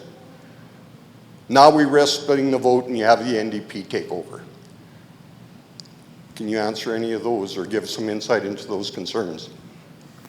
Well, kind of to that first question, that was kind of the point of the Clarity Act. When a vote comes, it's going to have to be simple. It's not about sovereignty association or 51st state or anything else. It's going to be basically in or out. You know, how that's phrased, you know, we still have to be worked on, but that's what that's got to be. We do have to clarify then what most people want to see the day after an independence vote. but those are the visions that'll come the day after an independence vote. The mechanism we have leaves us with sort of that polarized choice when the time comes. Can I ask you a question of the crowd? Because I think embedded in the question there was who would be a leader. And that's a good point. Like I say, anyone who pops their head up is going to be defamed, denounced, canceled, deplatformed, shamed. Like there's going to be an enormous character assassination of anyone who attempts to lead this movement. They'll be called a traitor, etc. Can I ask this room what they think about Brad Wall as a potential leader for that? Do you think he's interested? I think he's well loved in Alberta. I don't know. I mean, I never lived in Saskatchewan, so I don't know where he stands, if he still has his oar in the water, his paddle in the water and stuff. I don't know if I'm asking 500 people to holler out their answer, but what I got from your applause, it's a positive suggestion. Can I say a point? When we look at Alberta, when they started their petition, they got, 140,000 signatures within days? We're at 6,000. In order for us or someone to take the lead, the people need to be willing to put their name out there and sign something. And the fact of the matter is, in Saskatchewan, we have to go with where the people are. So I want to say I want a referendum tomorrow, but the fact of the matter is we only have, 4,000 people who signed the petition on our website? We have to be realistic. We don't have what Alberta has. They have a Danielle Smith who's leading the way. If you had someone that said, Nadine, I think he's great, I've been praying for someone to stand up and to lead the way, I just haven't seen it yet. We need a Brad Wall. We need a Ronald Reagan. But I also want to push that back on that a little bit, because it's human nature to look to someone to lead us. It's human nature. You guys all want that shining star. But what are you doing? What are you doing in your community to get more signatures than the 4,000? I say 6,000. We have 6,000 who have signed up, more than that actually. We're at 8,000 on our website. Only 4,000 signed the actual petition. How many people have you each individually shared it with?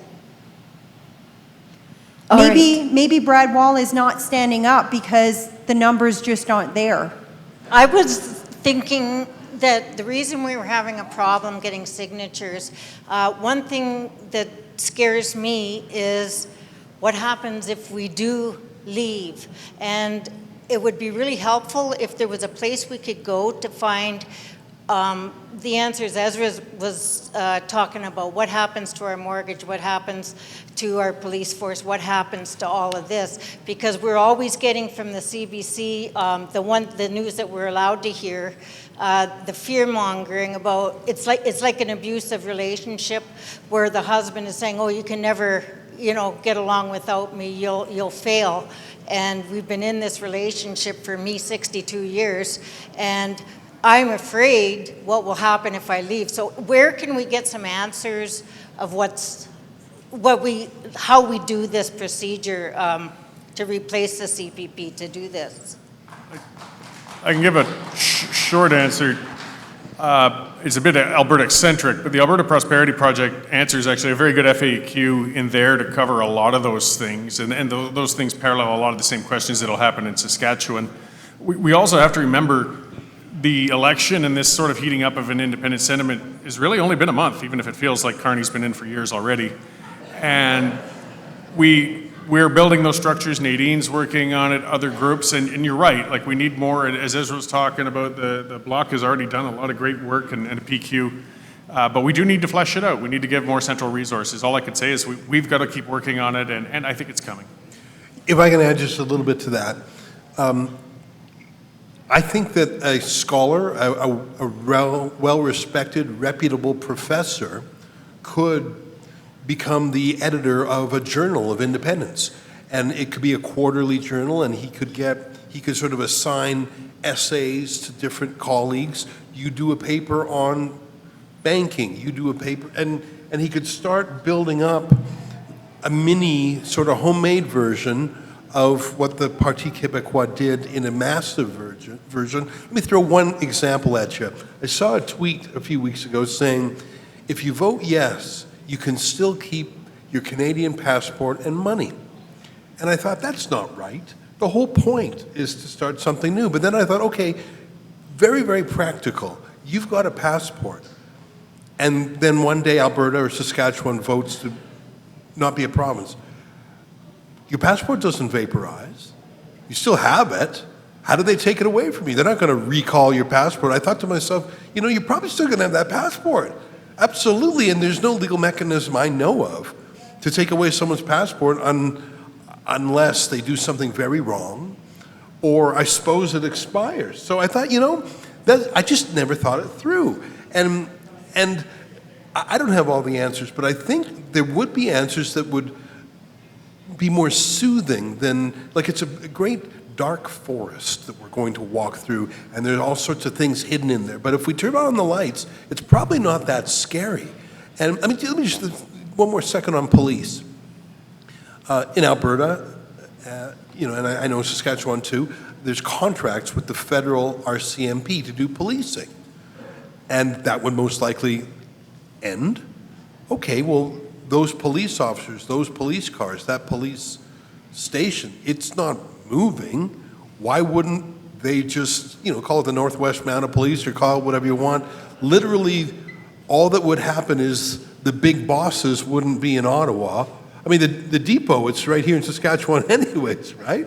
I mean, why would a cop who has a certain beat in rural Saskatchewan for the RCMP, why wouldn't they just continue on with a new badge?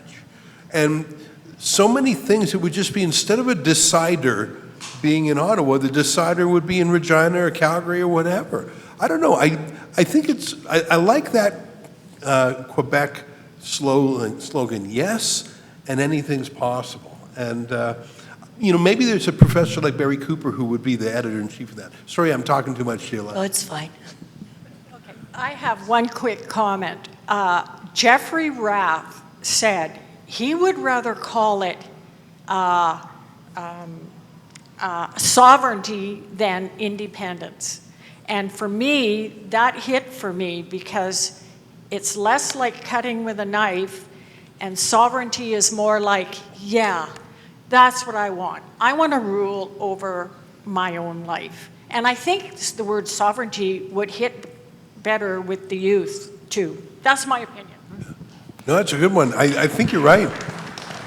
The thing I keep hearing about that is sovereignty is not really defined.